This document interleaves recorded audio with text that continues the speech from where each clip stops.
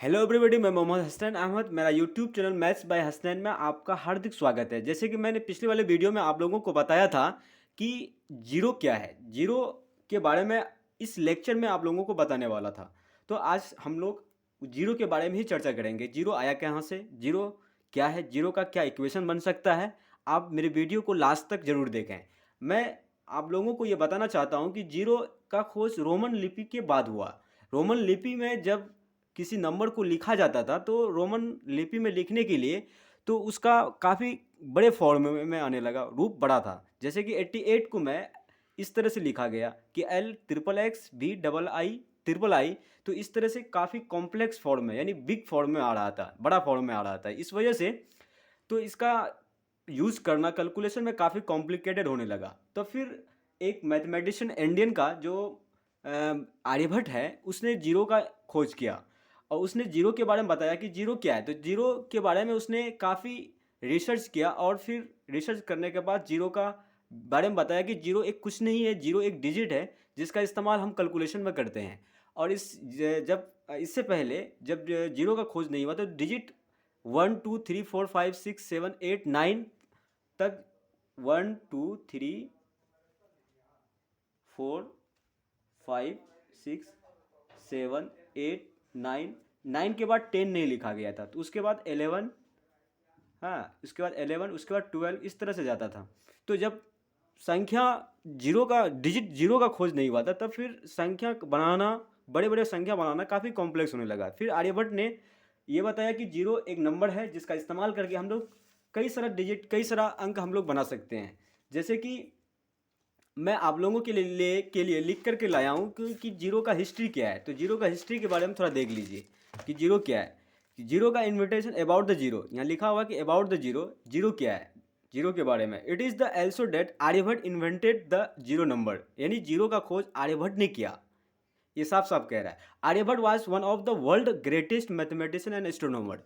आर्यभट्ट जो था वो का बहुत वर्ल्ड का सब बड़ा मैथमेटिशियन और एस्ट्रोनॉमर माना जाता था।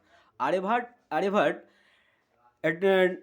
devised a number system which had no zero as the proportional the system but used to the denote the impurity। यानी आर्यभट्ट ने ये कहा कि नंबर सिस्टम में जीरो का इस्तेमाल इम्पटी शो करने के लिए किया जाता है। यानी जीरो मतलब नल, नल मतलब इम्पटी, इम्पटी मतलब उसका कोई वैल्यू नहीं। लेकिन जीरो का वैल्यू अलग अलग स्थान में, अलग अलग जगह पर अलग अलग तरीके से होता है।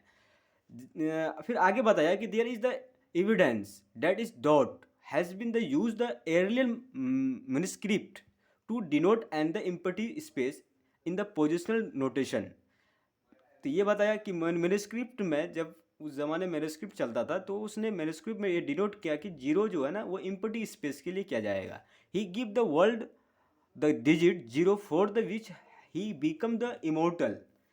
तो जीरो के बारे में बताया कि जीरो का जो जो डिजिट है वो जीरो का एक इमोर्टल है। He was the first mathematician to use the concept of zero. तो पहला मैथमेटिशियन था जिसने जीरो के कॉन्सेप्ट के बारे में यूज़ किया।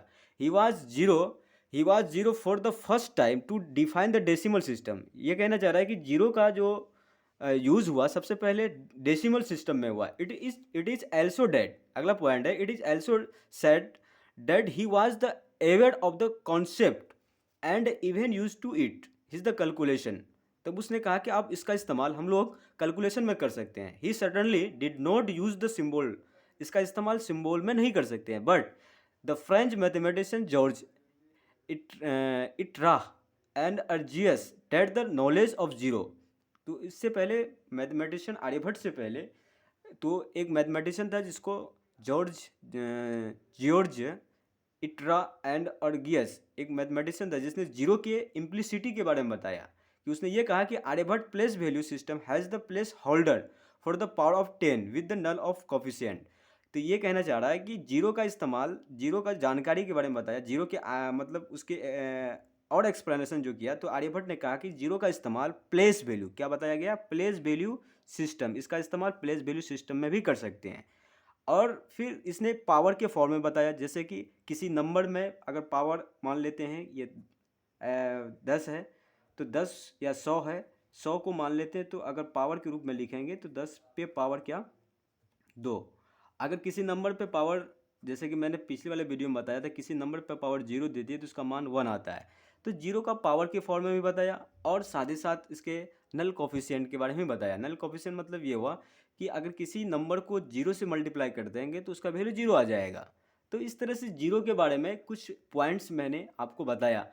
अब 0 का क्या इक्वेशन बनता है, 0 के इक्वेशन के बारे में बताता हूँ आप लोगों को। 0 का इक्वेशन क्या क्या बनता है।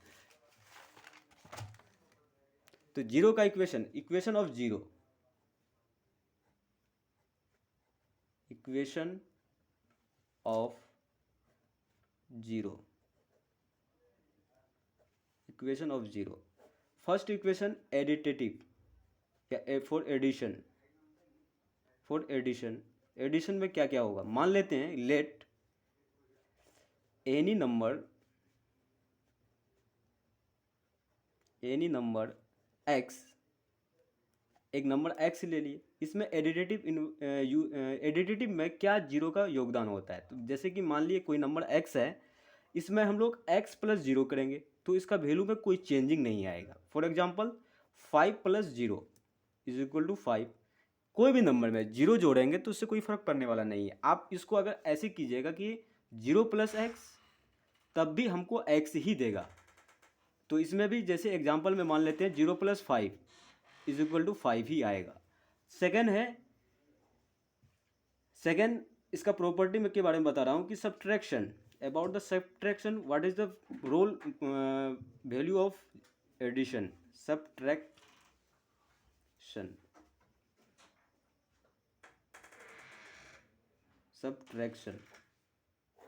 तो सब्ट्रैक्शन में मान लेते हैं कोई नंबर x है, तो उसमें अगर माइनस करेंगे x 0 को तो उसमें क्या आएगा, x ही आएगा, कोई वैल्यू में चेंजिंग नहीं आएगा।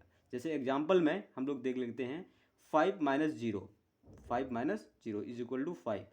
बट लेकिन अगर हम 0 में माइनस 5 करते हैं, 0 में माइनस 5 करते हैं तो मेरा क्या आता है, -5। 0 में अगर -5 करेंगे तो -5, लेकिन 5 में 0 माइनस करेंगे तो 5 आएगा। तो सब्ट्रैक्शन में थोड़ा ध्यान रखना है कि रोल ऑफ 0 क्या होता है। अगर 5 में 0 माइनस करते हैं तो 5 आएगा, 0 में -5 करेंगे तो 5 आएगा। अगला है रोल ऑफ या इक्वेशन ऑफ मल्टीप्लिकेशन, मल्टीप्लिकेशन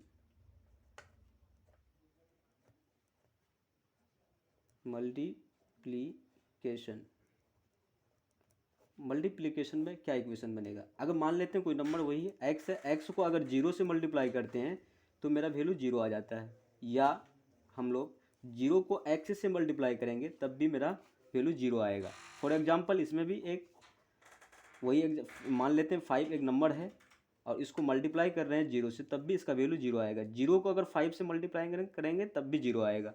अगला है डिवीज़न में, देख लेते हैं डिवीज़न में क्या इक्वेशन बनता है। तो डिवीज़न में आपका इक्वेशन बनेगा, मान लेते हैं वही नंबर x है, अगर x को 0 से डिवाइड करते हैं, x को अगर 0 से डिवाइड करते हैं तो इसका बारे में बताया था, ये एक मीनिंगलेस टर्म है। मैंने इसको प्रूव भी किया है, आप मेरे प्रीवियस वीडियो में जाकर देख सकते हैं कि x बाय 0 मीनिंगलेस कैसे होता है।